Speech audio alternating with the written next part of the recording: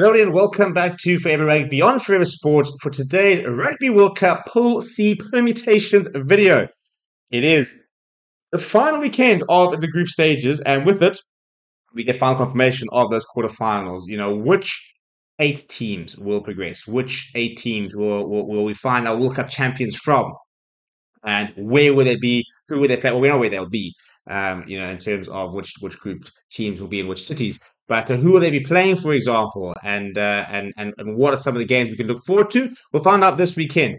We have done videos on Pool A and Pool B, which are obviously the two big pools with the likes of having the top 5 teams in the world. But Pool C is a very interesting pool because it could see Fiji reaching the quarterfinals for the first time since 2007, also when they were in France, as well as see Australia crash out of the Rugby World Cup. However, with the right results, Australia could actually sneak through to the quarterfinals and get into playoff rugby, which would be bizarre. And after all the tumultuous few months and all the issues that Welsh rugby have had, they go into this weekend qualify.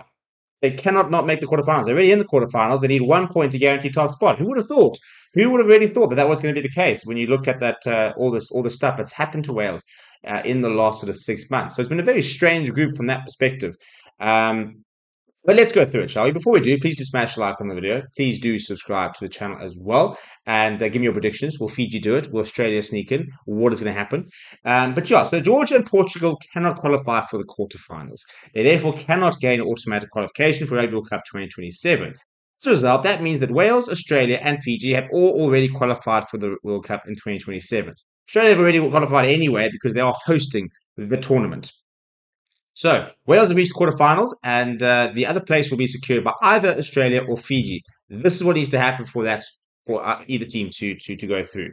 So Wales need 1 point against Georgia to guarantee top spot. So a bonus point, losing bonus point, your 4 tries, whatever they need. They need 1 point that will guarantee top spot.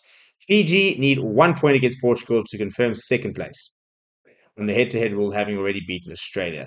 If Fiji get nothing from the match, however, Australia will qualify for the quarterfinal as runners-up. That's it. That is it. So Portugal will need to beat Fiji by more than 7 points without letting Fiji score 4 tries, and Australia will go through.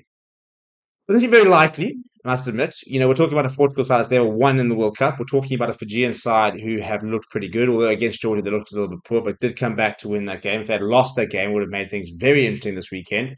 But yeah, they don't need to do much this weekend. They just need a solitary point, and they will go through. Wales don't necessarily guaranteed, first spot, but very unlikely. They would basically need to, Fiji would have to get a bonus point victory against Portugal, and Wales would have to not get any points out of the game against Georgia, which also probably seems quite unlikely for Fiji to actually top the group. So very, very unlikely, but those are still potential scenarios for this weekend. It would be absolutely ridiculous if Australia were to qualify, and but yeah, it's not mathematically impossible. So as Eddie Jones has said, they're preparing this week. They're waking up every single day expecting to be in the quarterfinals, because you kind of have to have the attitude. You're going to have to sit there training as if you're going to get into the quarterfinals. It must be very frustrating to wake up and basically go and train where you basically know that you're going to be playing on Monday. You basically already booked the trip probably. But again, you kind of have to try and keep your players focused, because all of a sudden, you could be sitting there the entire week training thinking we're not going to be there. Bang, that miracle result goes your way. All of a sudden, you're in the quarterfinal. All of a sudden, they're playing against an England, a Japan, and Argentina, for example. Those sort of types of teams, and all of a sudden they could stumble their way into a semi-final. And once you get to semi-finals, pressure games. And at the end of the day, those can be decided by a moment of brilliance, a moment of madness. It can be decided by referee calls. It can be decided by conditions. Playoff rugby is a whole different breed of rugby here, people. So, yeah, it's very unlikely to happen, but Australia could still mathematically make it. And it'll be interesting to see what the reaction would be if they did. It would be a bit of a smash and grab quarterfinal to have made. But I suppose making a quarterfinal means making a quarterfinal.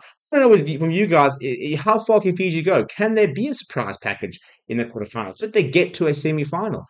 How good is this Fijian side? How disciplined are they? How much BMT do they have there? And also this Welsh side, which are kind of on the radar, suddenly looking really good to top their group pretty comfortably.